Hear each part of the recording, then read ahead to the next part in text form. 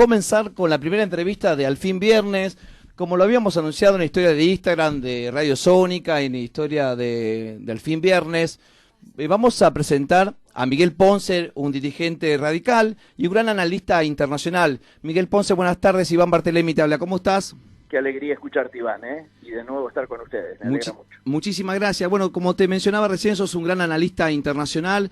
¿Cómo ve esta situación que está viviendo Argentina? Bueno, con el tema de la bolsa, el tema coronavirus. Bueno, voy despacio porque hay varios temas para mencionar.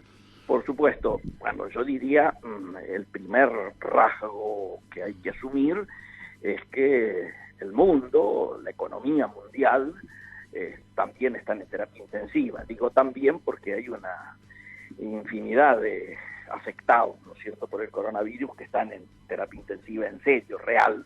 Acá hago un juego de palabras para decir que también la economía global está en terapia intensiva. ¿Qué quiero decir?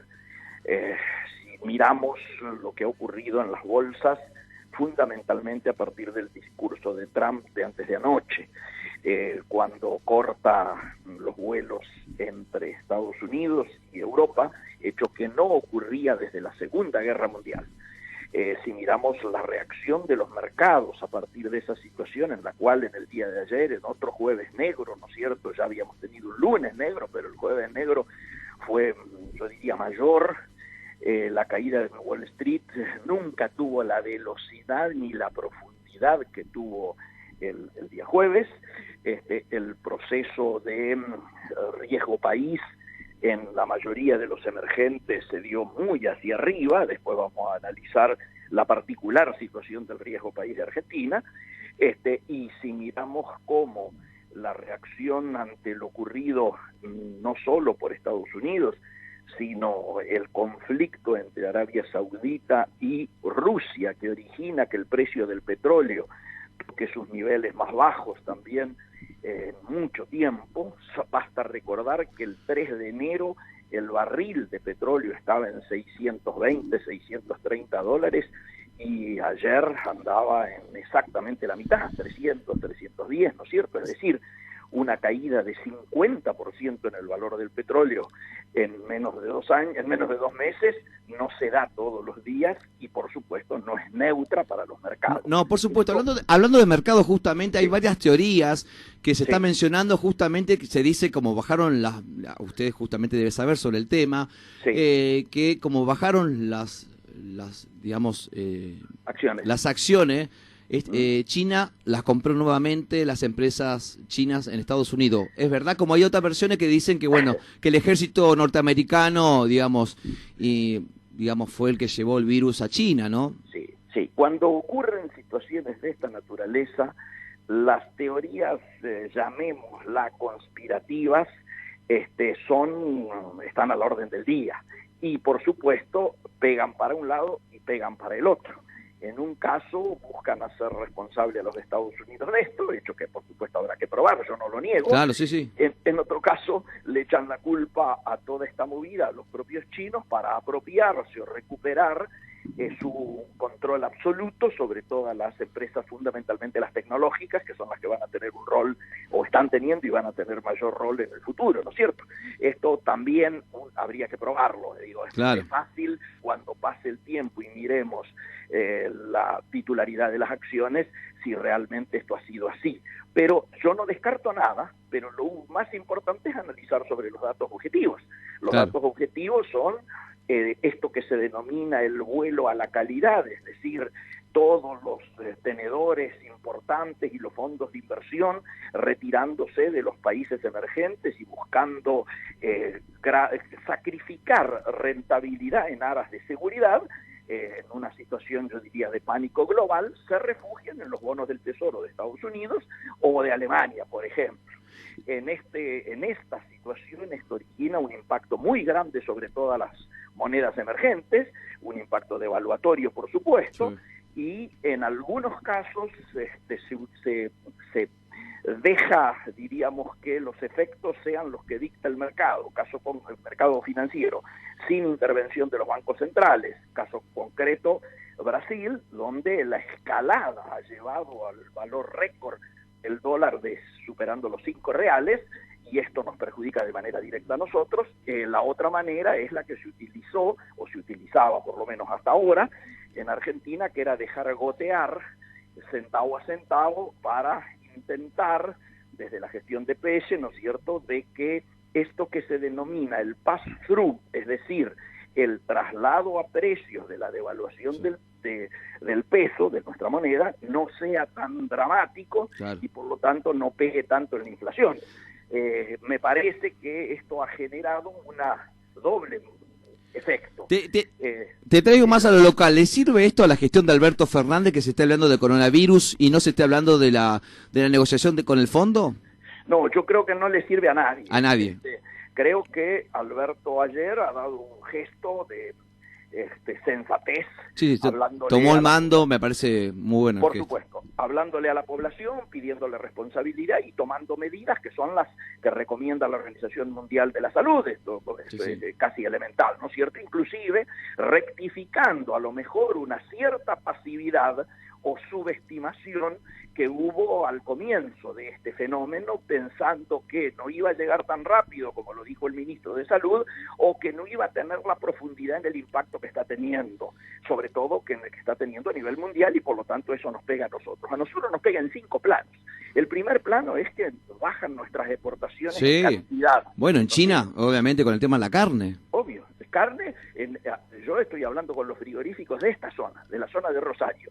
Me confirman, la mayoría de ellos, que prácticamente les han cancelado 1/3 de lo que pensaban exportar. Sí. Si nosotros tenemos en cuenta que nuestro principal comprador de carne soy es China, que compra el 75% de todos los que exportamos, y cae la tercera parte de esto, bueno, este es un impacto muy fuerte, pero además caen los granos, caen todos los commodities que nosotros vendemos, trigo, maíz, ¿no es cierto?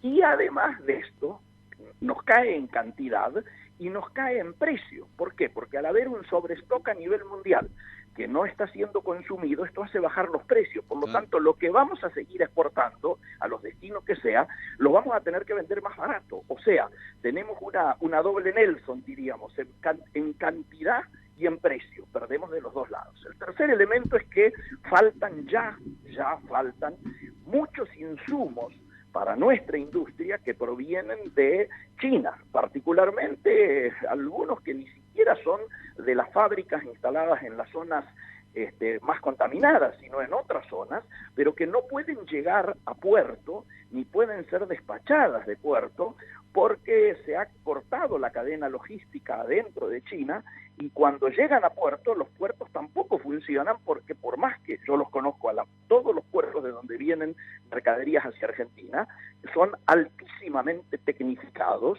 y automatizados, pero alguien tiene que ir a manejar esas máquinas automatizadas. No, sí, por supuesto. Y los chinos no van. Entonces, estamos teniendo ese perjuicio. El cuarto perjuicio que por lo tanto, están faltando insumos para muchísimos sectores industriales, todo lo de Tierra del Fuego, pero puedo decirte también que están faltando repuestos de aviones, insumos para la industria automotriz, autopartes, todo lo electrónico que se utiliza inclusive para la maquinaria agrícola que se fabrica en esta región. Todo esto está teniendo demoras muy grandes que por lo menos van a tardar 6 meses en normalizarse, si es que, como decimos, en estos días nos paramos en la hipótesis más optimista, que es la de creerle a China lo que nos han anunciado en el día de ayer, que ya empezaron las fábricas a volver a trabajar. Si esto es así, se tardaría unos 6 meses en normalizar la situación. Está complicado, lamentablemente. Por lo tanto, el impacto es grande. El cuarto punto es que Brasil, que es nuestro otro socio comercial importante, también está afectado porque sus ventas a China y sus ventas a Unión Europea han caído, por lo tanto ha resuelto comprar menos, hay menos demanda interna, y esta situación lleva a que nos compre muchísimo menos a nosotros, que les mandamos a ellos el 75% de las MOI, es decir, las manufacturas de origen industrial que esencialmente son producidas por pymes. Por eso yo estoy reclamando para todos estos sectores que se ven perjudicados una suerte de protocolo productivo y laboral. ¿Qué es un protocolo productivo? Y, por ejemplo, que las pymes que hoy no están pudiendo trabajar tengan diferimientos impositivos de sus obligaciones, por ejemplo, o que se haga como en España, donde los sectores para evitar echar gente, el Estado a través de la asistencia de la Seguridad Social se hace cargo del 75% de los salarios y el 25% las empresas. Es decir, pensar en la gente por un lado y pensar en las empresas en que no se cierren.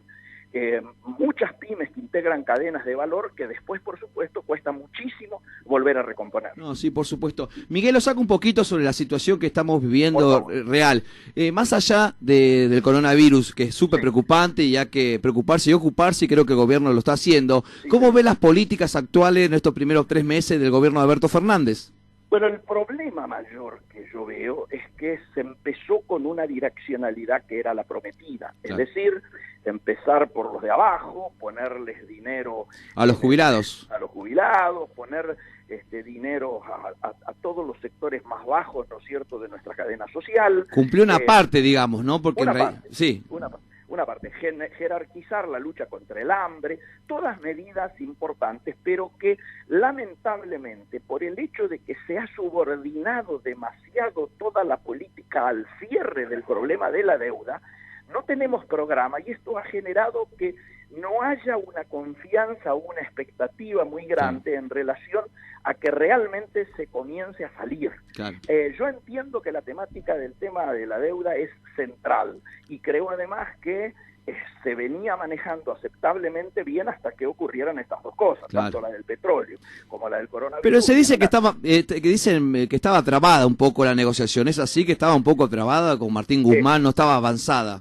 Yo creo que esencialmente... Para la tribuna dicen una cosa, pero la gente que sabe dice... No, y además, porque si yo te presto dinero a vos vas a querer saber qué voy a hacer yo para poder pagarte. Quiero decir, vos vas a querer saber en qué voy a trabajar, claro, por supuesto, voy a ahorrar, para que quede algo para pagar. Bueno, acá no se está viendo... Auditando, claro. Claro, no se está viendo un programa de desarrollo que garantice un aumento sostenido de las exportaciones, que permita que haya un saldo positivo creciente. Es que no tienen no es ser negativo, pero me parece que no tienen un plan, ¿no?